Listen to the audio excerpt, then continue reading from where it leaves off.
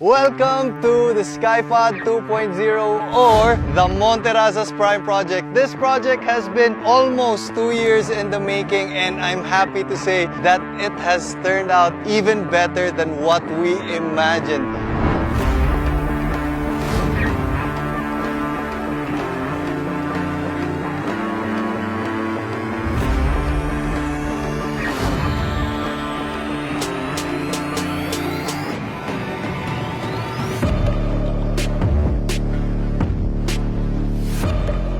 We started off with a minimalist design but Asian-inspired pa rin, and wala siyang fence. Very open, very welcoming, and parang may sense of community just because the house is as open as it is. But again, a very minimal design, and not only is it minimal, ang laki ng mga wow factors in all the spaces inside. I'm very excited to show you around. Meron tayong 4-car garage here, and it goes to a balcony with a fireplace. Mamaya papakita ko sa inyo. Pero this is what greets you the moment you enter the home. Check this out, guys.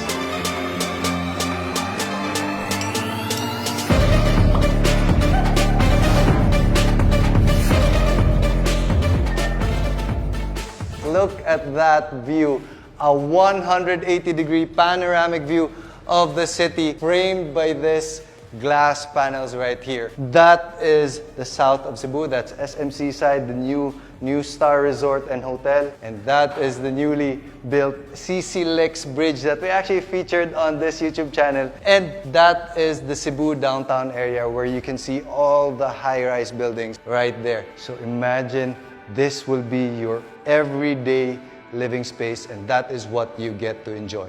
Dito sa living room natin, imagine if kahit sa gabi, you're watching TV, you have that infinity pool right there, and you have that view of the city while you're enjoying your favorite show.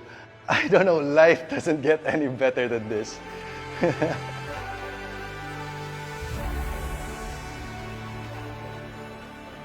So this space, up to the kitchen area, is fully air-conditioned. Meron tayong bathroom here that actually has a shower for those of you who want to enjoy the pool. Meron tayong mapupuntahan agad-agad. And then, you have this open space right here that you can play around with. Right now, we place Herman Miller chairs, but we've had other people say this would be a perfect area for a wine bar or a small piano na ilalagay dito where they can play piano and enjoy the view. And then, ito would be a perfectly sized dining table. You can have it bigger if you want to. Pero this whole house is designed to be very open living, open planning type of design. So you can have your breakfast here while mommy is cooking breakfast here. She gets to enjoy everything that's happening around the house, from the kids playing in the swimming pool, the people watching their favorite shows, and this actually spills over to the outside. So very outdoor living tayo. A few details on the kitchen. This is a quartz countertop. We actually made a video about this na si quartz ang pinaka low maintenance. That's why we chose this. And then you're also enjoying these premium cabinetries from Mobile House naman to.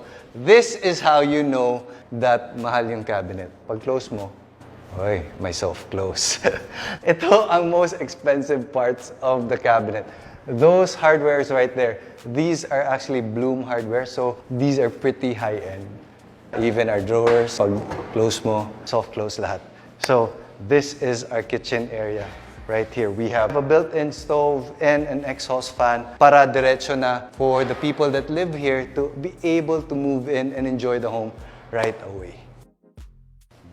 Ito naman, guys. This is our 𝐾 and pretty expensive 𝐾 sliding doors that open all the way out. So when we had a party here, the opening, yung blessing ng model unit na to, we actually opened this entire space, so nagsispill over lang yung mga tao. And then that's why we also chose the same tiles in and out para magmukhang very wide yung space, very open.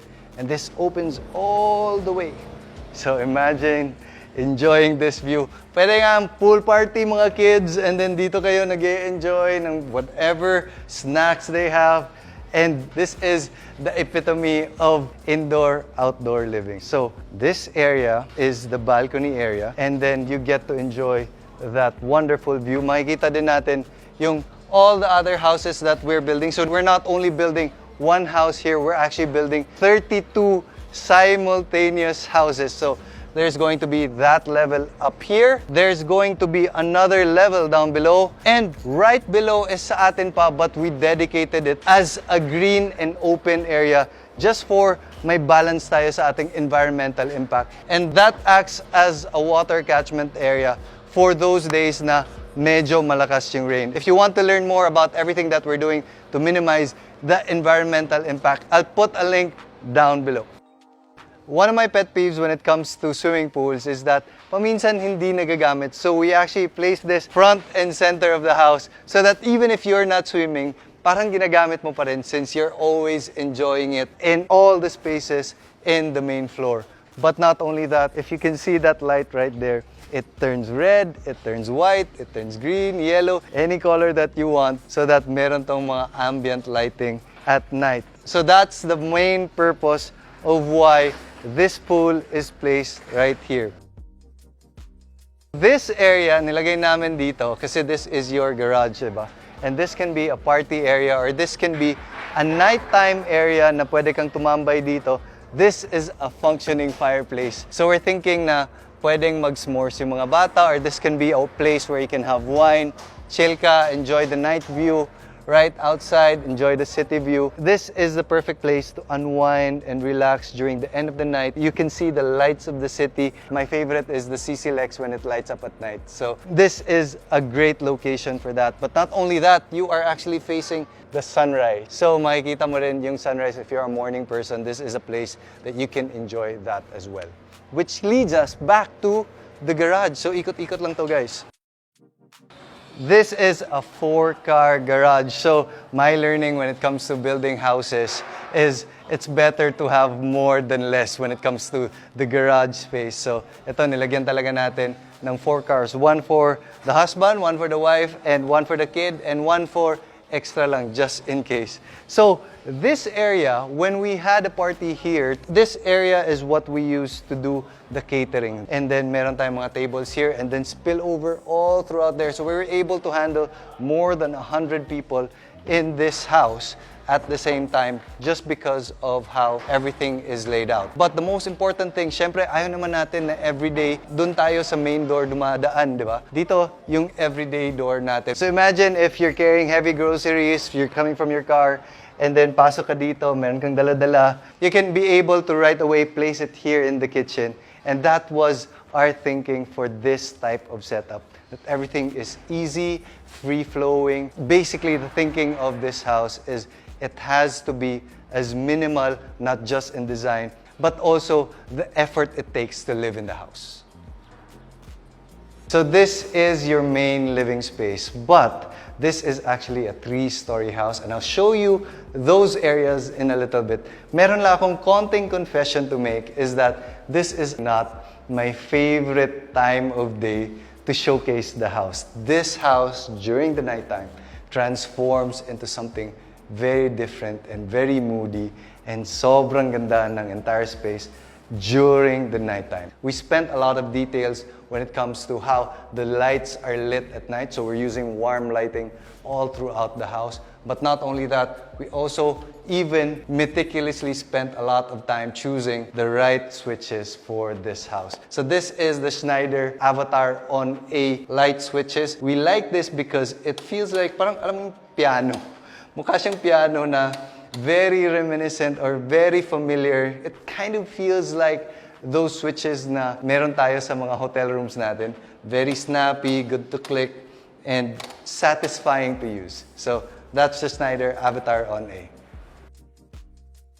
So from the kitchen, we have this staircase that leads up to the second floor area. The second floor area is our quiet and private area. So dito yung mga bedrooms, the family area. So as we go along, we have this beautiful wall that you can put family pictures, meron tayong railing, and we have lights throughout the staircase. This is especially important, especially during the nighttime. And you can also option in placing a chandelier right there, which also is kind of like framing the view of the city. So for this particular house, kita-kita natin si SM Seaside and the new Star Resort Hotel. So, ito yun. This is the second floor area.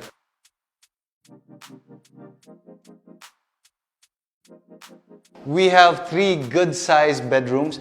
2 would be for the kids, and then 1 massive master's bedroom right there. But the first thing that you see when you're here is this family area right here. So this is an open area na nilagay lang namin dito. This can be a library, this could be a perfect gym, or a kids play area. But for me, pwede tong study area, or you can have a lounge area here at night. So this is a beautiful space for the family to gather and enjoy na medyo private and very much customizable to your liking. And then, now it's time to visit the first bedroom. This is the first bedroom that we get to tour. And turn on ko lang yung lights.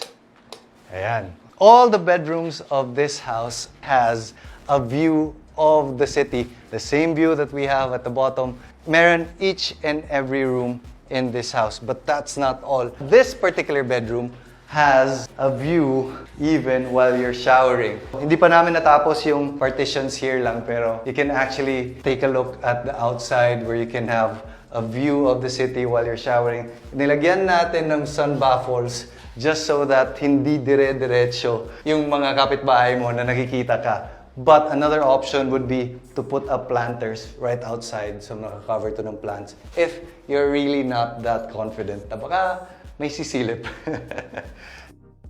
So, lahat ng mga showers natin, hindi natin ginagamit yung naka-built-in sa wall. We wanted those that are outside of the wall. The reason for that is mas madali to i-repair just in case something goes wrong. So this is a deliberate choice. So for the flooring naman, we are using 𝗵𝘃𝗀. These are very much maintenance-free type of wood laminate. This is the exact brand that I'm using for my own home. And this is a high-end brand that we're using all throughout the second floor. Okay, time to view the second bedroom naman. This is the second bedroom, and it's pretty much the same as the first bedroom that we visited. It has a standard bathroom lang, and then meron din siyang view of the entire Cebu City skyline. This is actually a perfectly good size bedroom. Meron siyang study area. You can have a TV on this side, and then meron na rin siyang built-in closets. So again with the closets, soft close. Pinagmamayabang ang soft close. So from the second bedroom, we now come to the master's bedroom. The master bedroom is just about the same size as the master bedroom in our own house, and this is what it looks like.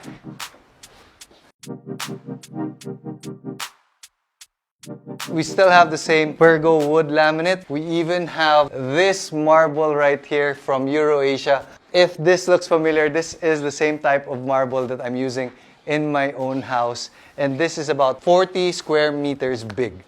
So meron tayong cove lighting all over the place. Even the window right there, meron siyang mga louvers na makikita natin. So the best part about this is the view pa rin. This opens up to a wonderful, wonderful view of the city. So imagine, at night, hindi ka na magsara ng curtains, makikita mo to, you're enjoying that before you take a rest.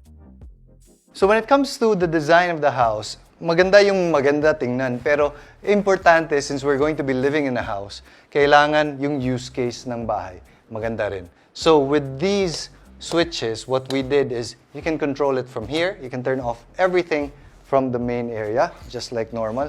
But we also placed another area right there wherein you can control the entire lighting of the room. So this is still the Avatar on A that I was talking about from Schneider. This is such a wonderful use case. We're able to control the lights, kagaya ng hotel na hindi na tayo kailangan tumayo to switch off the lights right before we sleep. So we placed it right here. Ito yung hindi namin nilagay sa bahay namin eh.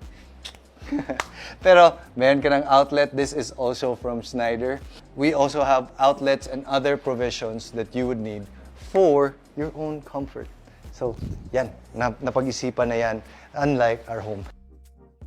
As nice as the master bedroom is, hindi ko to yung favorite part of the master bedroom. My favorite part is the closet and the bathroom. So the moment you enter this bathroom, you are greeted with this view and this bathtub. Facing again the view of the city. So ang ganda lang ng house na to is most houses with a view tend to be narrow.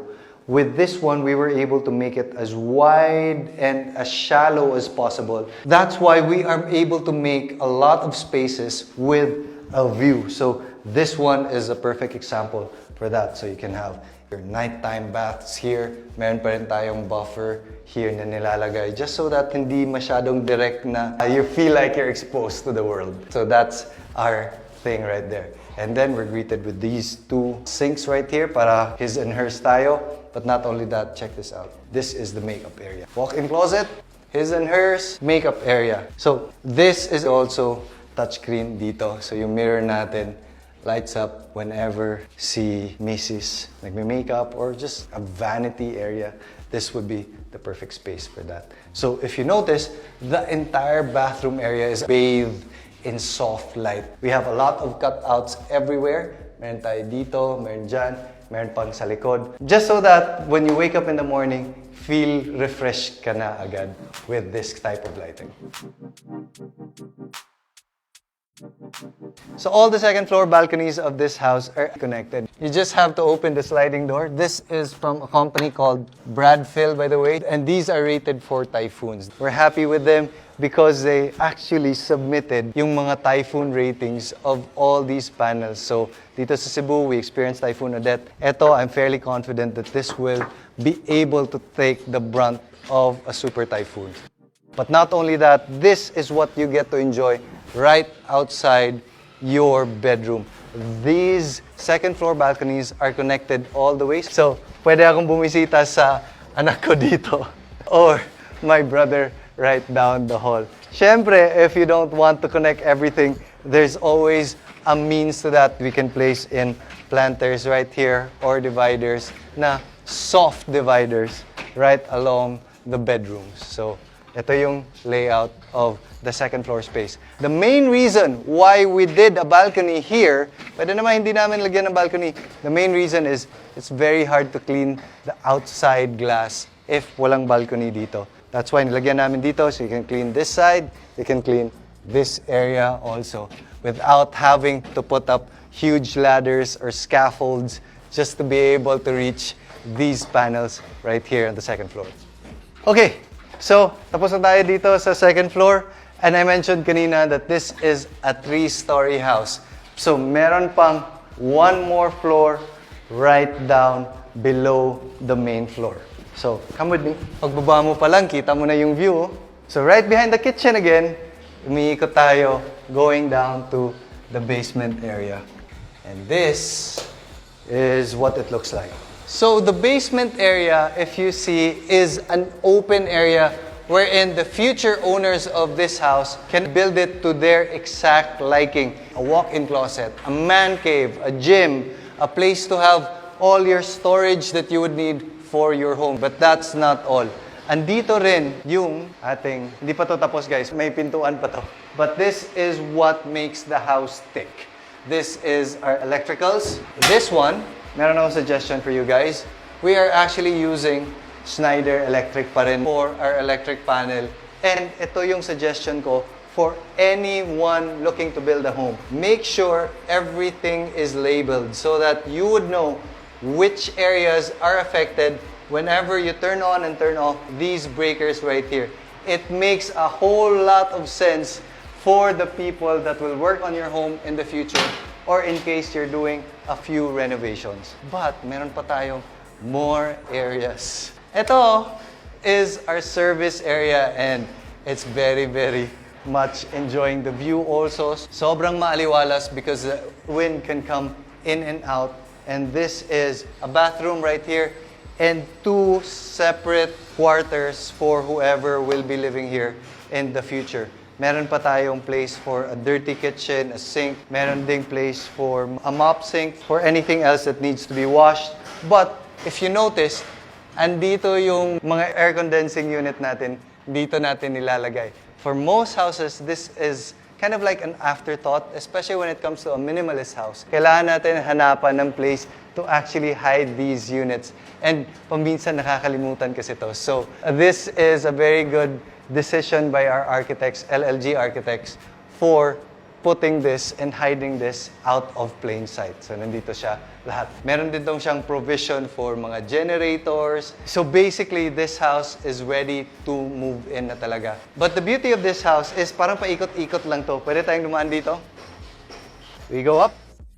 And you're back to the garage area. So this set of staircase right here is perfect to service the service area. But not only that, you can lock out the entire house and magagamit pa rin yung lower level of the house.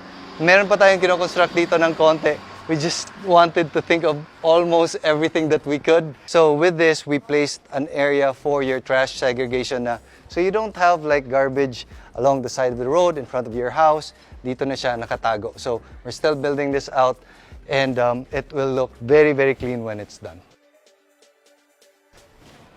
So that's it, guys. I'll put a link down below to this entire development, what we're up to. If you want to look at the plans, you want to look at renders of this house, I'll put a link to MONTERRAZAS Prime down below. This has been a passion project from the very start, and it feels very fulfilling to see it realized talaga. So I hope you like this tour, and I'll see you later.